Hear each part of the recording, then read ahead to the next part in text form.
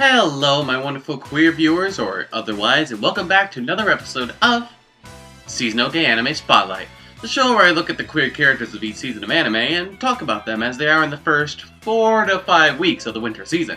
Yada yada, introductions, blah blah blah blah blah.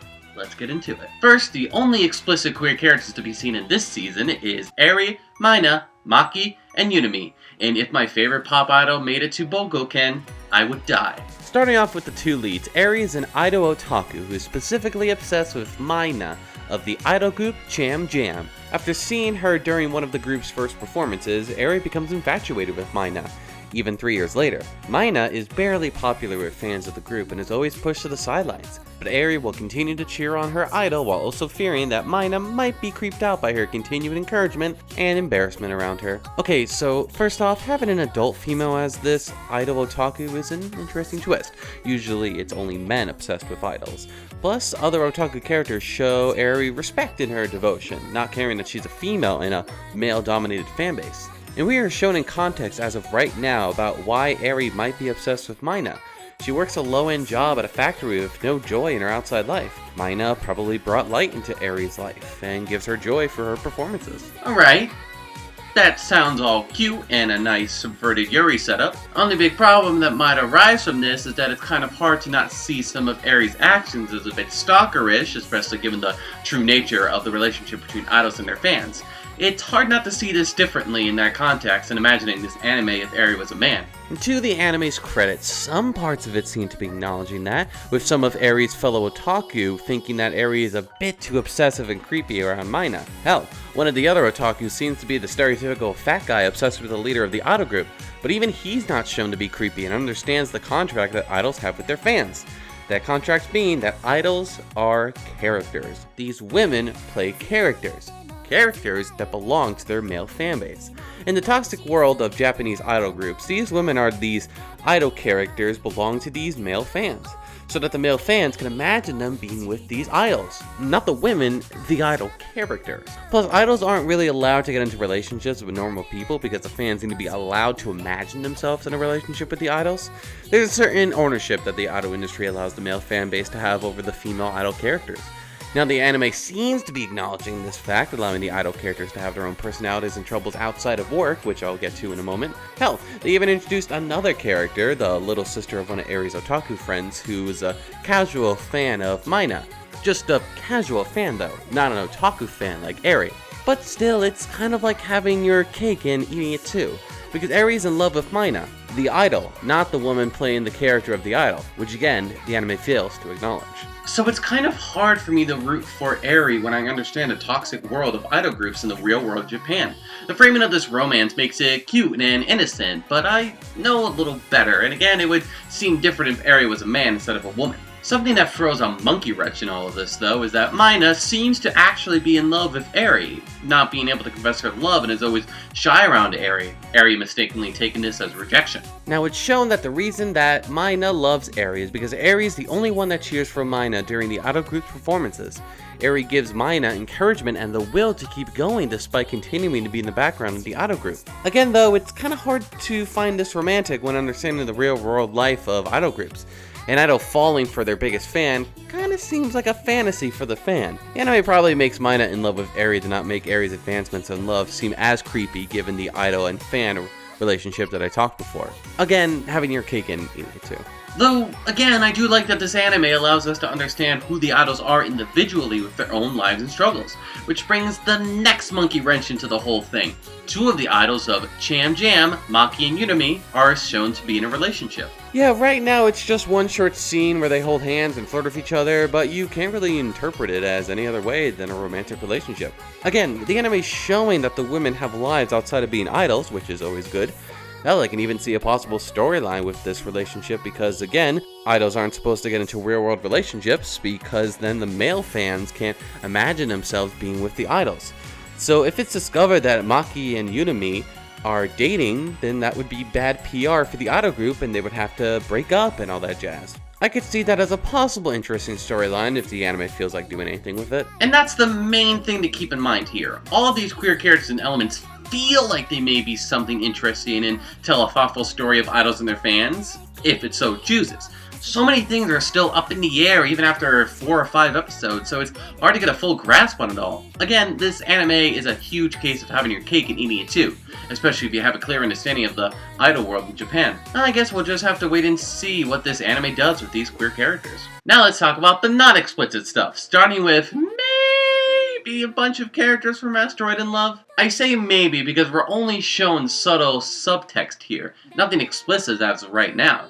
And given what kind of anime this is, it's probably all we're ever gonna get. Main characters Mira and Ao met once when they were kids, and Mira fell in love with Ao, thinking that Ao was a boy due to her short hair. They meet again in high school, and Mira is surprised to find out Ao is actually a girl.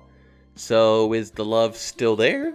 The title Asteroid in Love can refer to Mira's love for Ao. I don't know. Ao also seems to be shy around Mira and constantly blushes when Mira gets close to her and holds hands. So maybe there's something there? I don't know. There's also maybe something between Mikage and Mai, but that could also just be admiration and a close friendship. I don't know. Plus, there's also Suzuya, Mira's childhood friend. She often ships Mira and Ao together, goes crazy over cute girls, especially Mai, and seems to have a crush on Mira's older sister, getting jealous when it looks like Ao and Mira's older sister are being intimate. The character seems the most explicit, but it's really just subtext. And that's the main problem with this anime. I don't know if any of these romances are real or not. They seem to be through the subtext and visual storytelling, but it could also just be cases of either admiration for the other or really close female friendship. This does seem like the type of anime that won't evolve beyond subtext, and that's a little disappointing.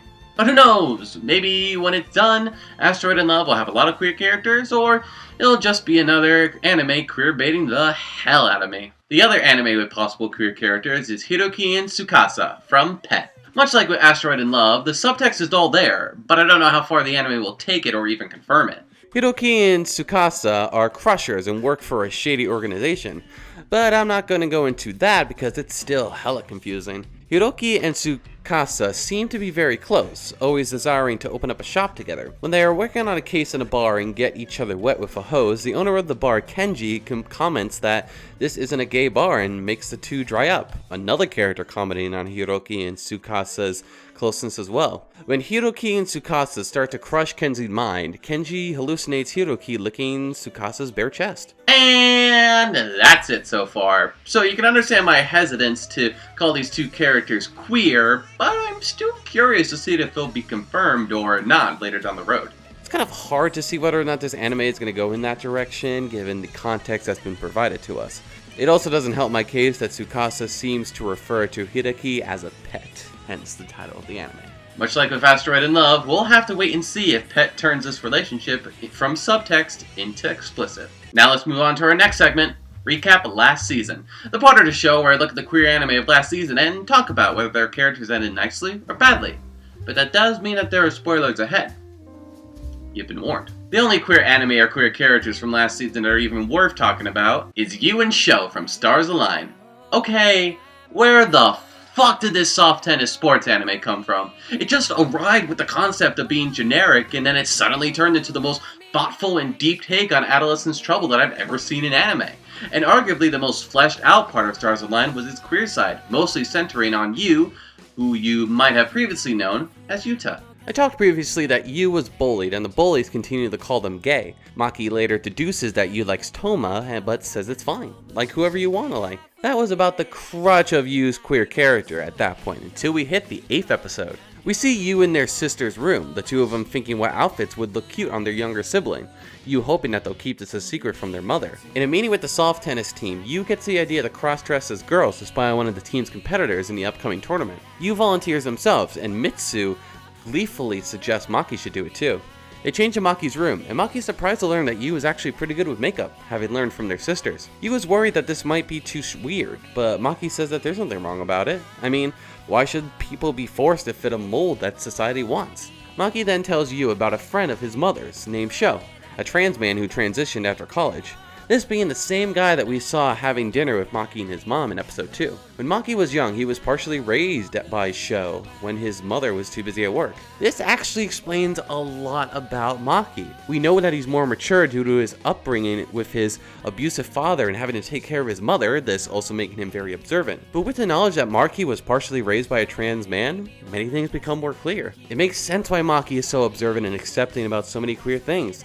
Like when he figured that Yu had a crush on Toma. He likes to wear a sun visor during club even when Toma said only girls wear it, and it's why he's okay with cross-dressing as a girl right now. Sho probably taught him a bunch of stuff about the queer community, and I'm sure Maki's mother taught him to always be accepted towards others, no matter how different they are from you. This also giving Maki the mindset that, hell, maybe he himself doesn't 100% identify as a boy. After all, gender is on a crazy spectrum, but he knows that there's plenty of time to think it over as he grows up. And then Yu gets to share their story as we see them reading an LGBTQ+ book.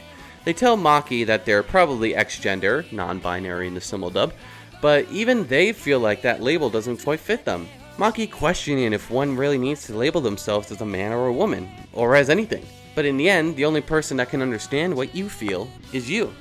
This makes Yu happy, and they tell Maki that they like to be called the name Yu instead of Yuta. Maki then says that that's what he'll call them from now on. Okay, so first off, I don't think I've ever heard the terms FTM, female to male, or X-gender, non-binary in the simuldub, spoken in anime form before. And in such clear detail and respect. Maki and Yu literally sit down to have a conversation about the gender spectrum and labels. When the fuck does any other anime do that? When does any other form of media do that? Especially starring middle school boys, who are at an age where figuring this stuff out is the most important thing that they're feeling. And while I admit that it would have been nice to hear Sho's story from, well, Sho, it's still great that Maki shares the story with you. It's something that Yu really needs to hear, knowing that someone out there also went through a hard time figuring out their gender identity and is happy now. It tells them that they aren't the only ones out there in the world, which is a great thing to know when you're struggling with stuff like this. And Yu is also happy to know that they have a friend like Maki who is so accepting of Yu and their struggle with finding their gender identity, giving them the courage to cross-dress with Maki to spy on another school's soft tennis team. I never would have expected to listen to a 5-minute scene where 2 middle schoolers sit down and talk about queer gender identity stuff. It's really refreshing. Unfortunately, the place where we end Yu's journey finding their queer identity isn't the best in Stars Align. During a post-credit scene, Yu is looking for their sisters to return their clothes to them. Yu's mother spots them with female clothing and a wig. This angers her, upset that her daughters are encouraging this behavior out of Yu. After all, she raised Yu as a boy, so aren't they a boy? Why can't her child just be normal like all the others?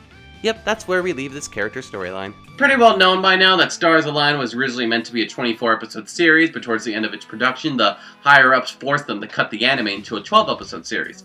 This causes Yu's storyline, as well as many others, to remain unresolved and on multiple cliffhangers. The creators of Stars Align wishes to continue the story in some format, and I really hope they do, because I want to see Yu's journey, as well as all the other kids' journeys, continue. I want to see them be able to stand up to their mother with the help of their team and their older sisters, and proudly proclaim that they are normal, even if they themselves don't know how to identify at the moment. I would love to see Yu and Sho have a conversation, and we can hear Sho give Yu advice and share a story on when he figured out that he was a trans man. And what if Yu decides to wear the female uniform at school to experiment what it feels like? There's so much that can be done with Yu's storyline, as well as many other things in Stars Align. So I really hope it continues either in the form of another anime season, a manga, movie, light novels. I don't give a shit. I just want to see more of a series that takes its complicated and mature topics and themes with class and respect, especially its queer themes and characters, that most other anime usually fail to do. And now we've reached our last segment of the show, Shadow's Heterosexual Pick. The part of the show where I pick an anime that may not have any queer characters in it, but is still pretty good. And this season's pick is Keep Your Hands Off Eizouken, or as I like to call it,